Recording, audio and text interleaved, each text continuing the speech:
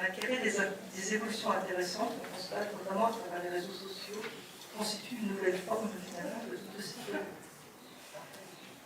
Les citoyens ne comprennent plus comment exercer leurs droits et comment influencer la vie politique. Ce n'est pas propre à Madagascar, c'est un phénomène général. Ce double sentiment de non-appartenance à la société et d'impuissance à la faire évoluer est révélateur d'une relation entre l'individu et la société qui est à reconstruire. Nous trouvons, parce que malheureusement je n'assisterai pas à vos débats, mais vous allez évidemment vous pencher sur ces questions au cours du séminaire, et je crois qu'il y a au moins 3 raisons pour lesquelles à Madagascar, le contexte dans lequel se jouent ces mutations est particulièrement complexe.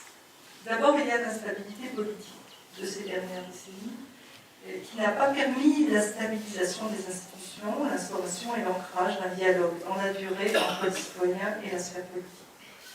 Deuxièmement, il y a la difficulté de la société civile malgache à se constituer d'une part et à faire entendre sa voix d'autre part.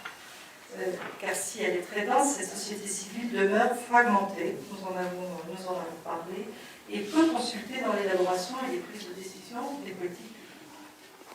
Troisième point, c'est la faible appropriation par la population des notions de citoyenneté et de redevabilité. Partant de ces constats, on comprend que pour que la citoyenneté s'exerce et se renforce, il est nécessaire qu'il y ait une double dynamique.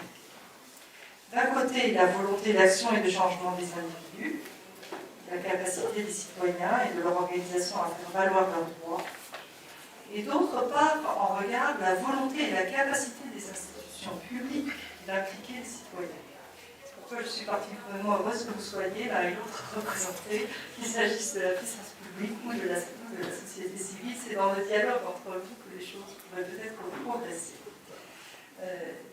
Et sur ces 2 aspects, l'ambassade de France est très engagée ici. D'abord sur le renforcement des institutions. Avec d'autres partenaires, tels que le PNUD, nous appuyons les 2 assemblées à travers des formations visant à renforcer le travail parlementaire. Nous conduisons également le projet Appui à la sécurité judiciaire et juridique à Madagascar, le projet ASSEJ, lancé en 2015 pour 3 ans, autour de 3 axes d'intervention: l'instauration de mécanismes efficaces de sanction, l'exigence de redevabilité et de résultats du service public de la justice pour le renforcement du contrôle de la direction et de l'exécution des décisions de justice, et le développement de la sécurité juridique par la formation des acteurs et par la diffusion des textes et de la jurisprudence.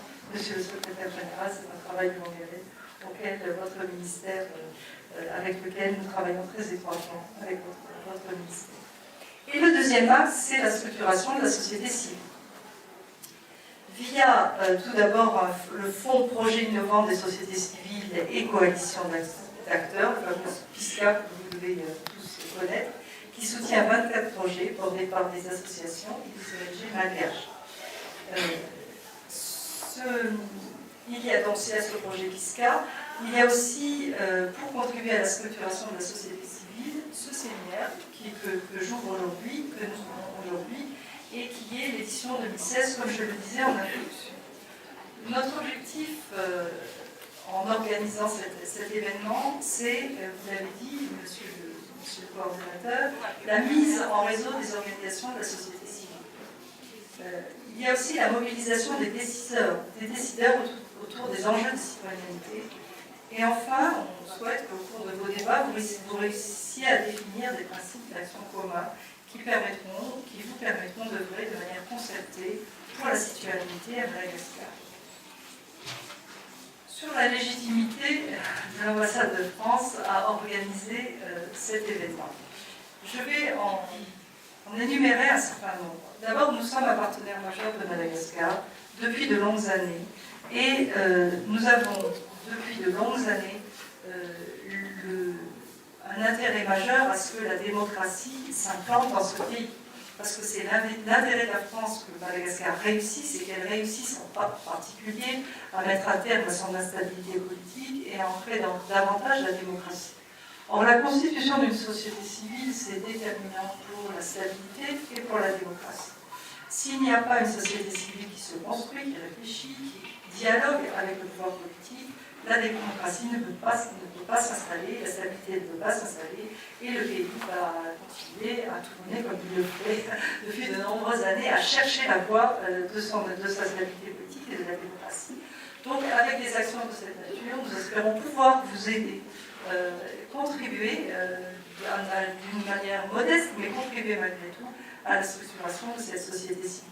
La question de la citoyenneté, elle n'est pas du tout réglée en France. Nous avons aussi des problèmes de citoyenneté en France, et le débat est partout le même. Donc nous sommes très intéressés aussi de voir comment il se déroule ici, parce que ça peut nous éclairer sur la façon dont en France on pourrait résoudre des problèmes très graves de citoyenneté que nous avons aussi.